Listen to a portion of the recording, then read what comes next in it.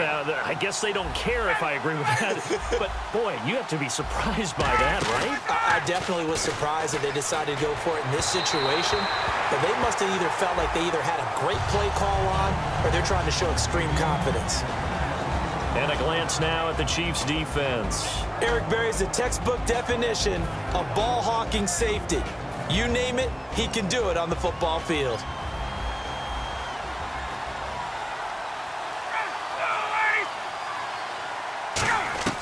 Second and 10 now, Ryan. And he comes back with one complete.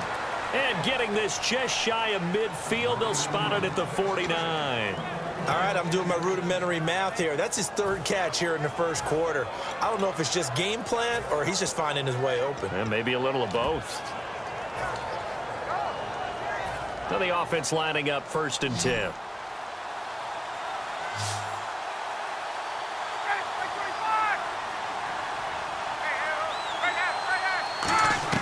On first down, Ryan.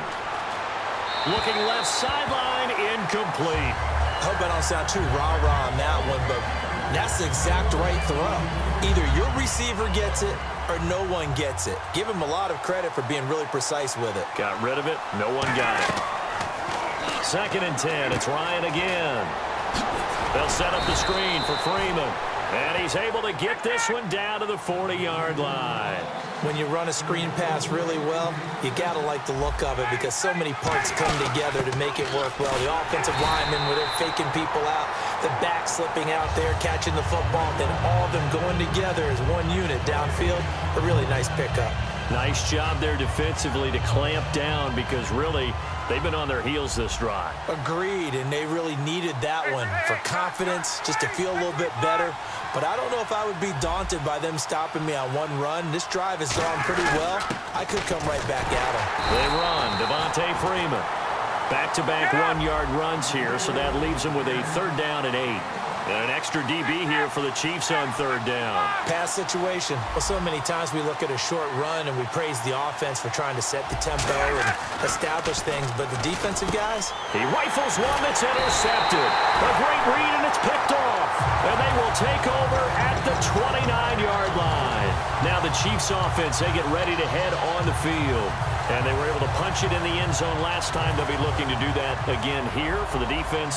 Obviously, they'll be looking to stop them from punching it back in the end zone. It always is punch-counter-punch, isn't it? And which team has the advantage? Well, let's just go back. Last time on offense, they rolled downfield, get into a good rhythm. You can see a little more bounce in and out of the huddle. You can see the sideline really get into the game.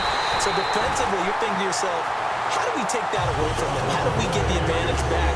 Let's see what they come up with. I think pressure is always the first way to go. You love pressure. I love it. We'll see if they dial it up this drive. Back now with Charles Davis. I'm Brandon Gaudin as the Chiefs in possession of the football as we begin the second quarter. And they've got it here with a first down.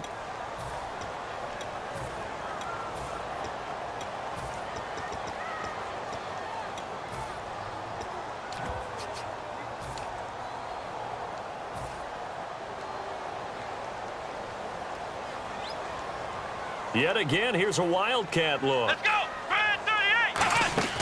Here's Davis now. Oh, he's got some breathing room. And he's going to go out of bounds, taking it down inside the 25. It's a pickup of 21. And the Chiefs are going to have a first down. So this is not the QB here. They're going to do a direct snap out of the Wildcat. Oh, he breaks a tackle, and he's got an alley. And he will take it on in for a Chiefs touchdown.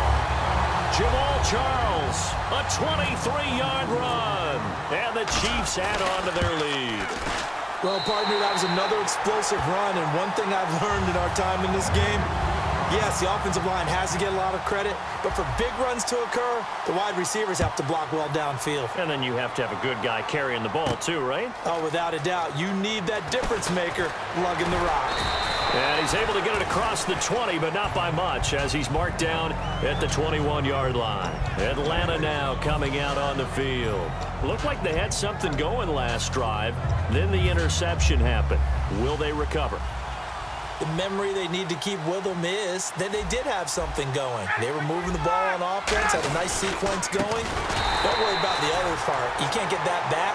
Let's go back to what you were doing well before. I thought you were going to say they need to have no memory, but remember the good part, forget the bad. I like that even better.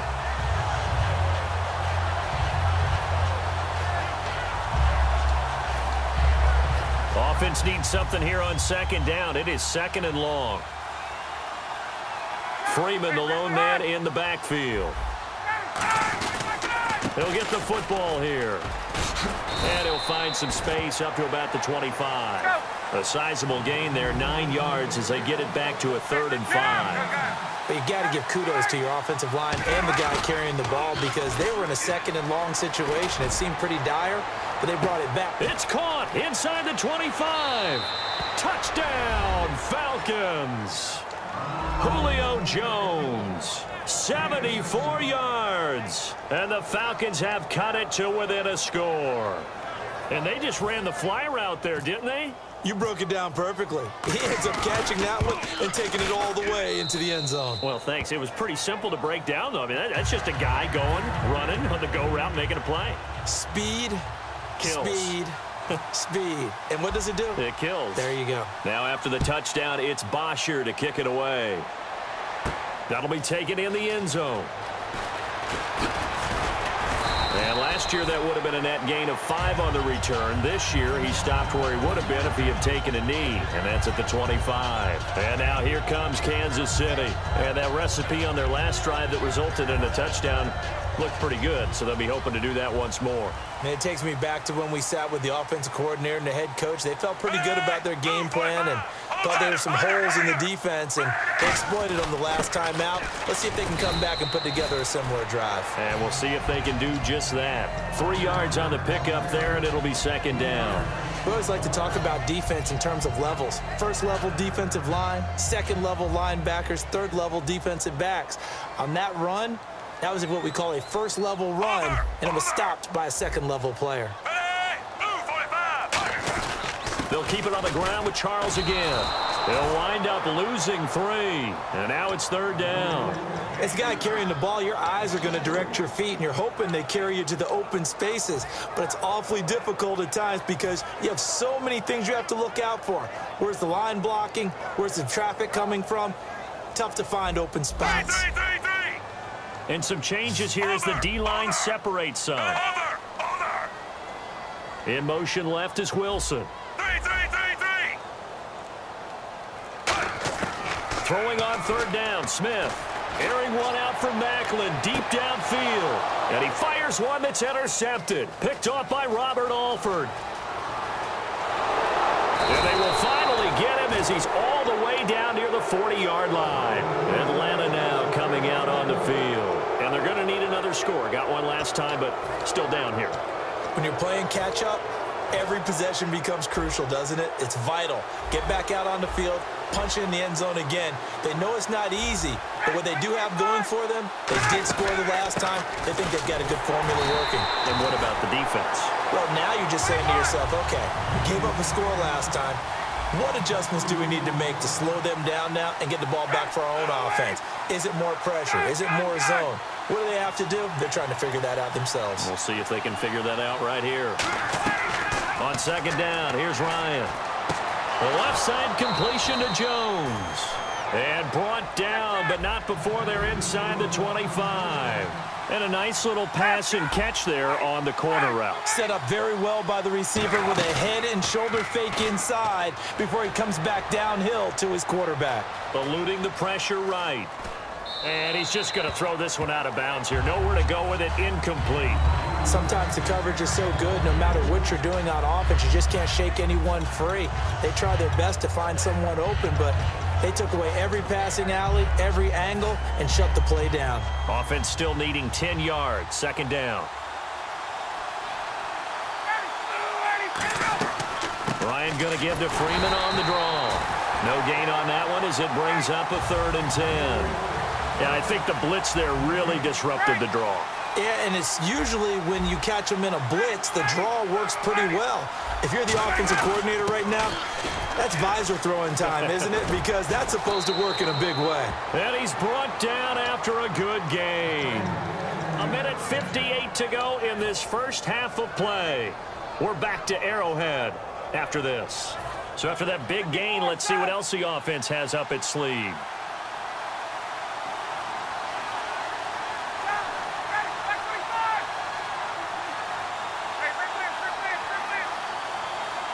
They come out here in the I.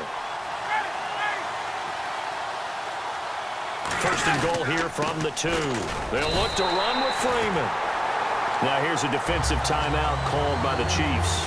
It's just their first, so they'll have 2 remaining here before we get to halftime.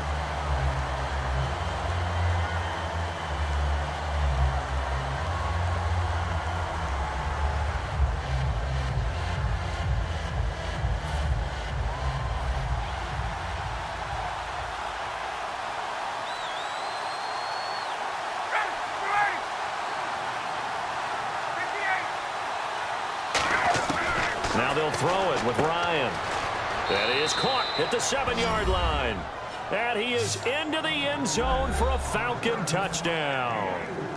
Tevin Coleman from 3 yards out. And the Falcons are an extra point away from tying the football game.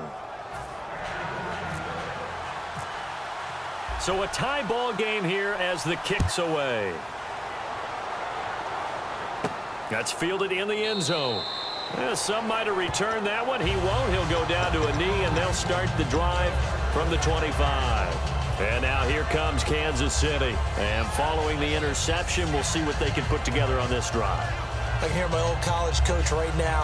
He always used to tell us before every game, the team making the fewest mistakes will win. What they're hoping is that that last mistake is their only one of the game. Coaches, that's all they talk about, turnovers, right? Minimizing those and maximizing opportunities. Niall Davis off to the races. The 20, 10, 5, and all the way in for a Kansas City touchdown. Niall Davis with his second touchdown here in this first half. And the Chiefs strike quickly here for 6 points. And he's got it up and through. Now after the touchdown, here's Santos to kick this one away. That'll be taken in the end zone. Sheds a second man. He's building up some momentum, isn't he? And in hindsight, probably should have stayed where he was, as he'll only get back to the 16-yard line. Atlanta now coming out on the field. Last time they were out, they scored. Still trailing here, though, so some work to do. But it's okay in terms of mindset. Because they scored the last time, they're not quite as worried about being down on the scoreboard because now their confidence is a little bit higher. They feel like they got something going, and they feel like they can attack again and put more points on the board. Are you scoreboard watching if you're the offense, or are you just focused on this drive? We wouldn't be telling the truth if we said that they didn't scoreboard watch. Everyone does it to some extent. But you've got to set it aside right now and just focus on this series. That'll take care of the scoreboard if they punch it into the end zone. Charles, sidestepping for a minute, looking back to Sunday, we saw some clock management issues. You look at the Indianapolis game, the Dallas game, and how that shook down. But when you're a player or coach in those situations late, how hard is it to be aware of what's going on? Because it's easy for us sitting on the couch to critique. It's a lot harder than maybe we give credit to, because heat of the moment, the anxiety levels have gone sky high, the competitive juices are flowing. A lot of coaches keep cards with them that tell them when to, how you're supposed to use the clock down the stretch. You don't always get the math right. That's why I think a lot of teams now are going to go to having someone designated in the press box to handle clock management issues and advise the head coach, because they should be able to think clearer up there rather than down on the sidelines where the heat is really rising. Now the pressure comes and he goes down. Just inside the 10, back at the 9. And the Chiefs are going to signal for and be granted another timeout. So that means they're down to 1 remaining here as we head toward halftime. Looks like Ryan's going to stay out there. Indeed, they're going to try for this on 4th down.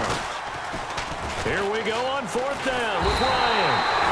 And this turns into disaster. He's not going to get forward progress. That'll be a safety. So make it back-to-back sacks, and the second one cost him a couple of points. And the easy thing is to put this all on the offensive line, but maybe they need to start changing their game planning and their calls. Quicker passes, running plays, especially when you're this deep in your own territory. And now here comes Kansas City.